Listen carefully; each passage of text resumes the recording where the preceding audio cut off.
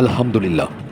তো আমার মতো যারা দক্ষিণবঙ্গের মানুষ, বিশেষ করে আপনার দক্ষিণ অঞ্চলে যাদের বাড়ি, বিশেষ করে যারা পদ্মা সেতু বা পদ্মা নদী আগে পাড়ি দিত, এখন তারা পদ্মা সেতু দিয়ে কি আ নদী পারাপার হয়, তাদেরকে বলছি। এই পদ্মা সেতু আসলে একটি অনুভূতির জায়গা, একটা আবেগের জায়গা।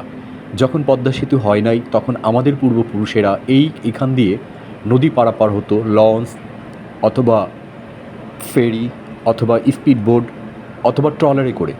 তো সেই সময়গুলোতে মানুষের জীবনে অনেক অনেক দুর্ঘটনা ঘটেছে এই নদীর ভেতরে, এই নদীর মধ্য দিয়ে।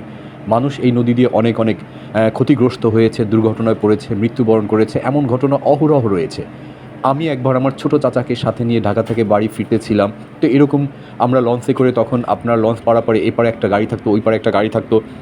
তো ওই যাত্রী একটি লঞ্চে ৩ গাড়ির যাত্রী উঠিয়েছিল। দাঁড়ানোর মতো জায়গা ছিল না, যে যেখানে ছিল তেমনই।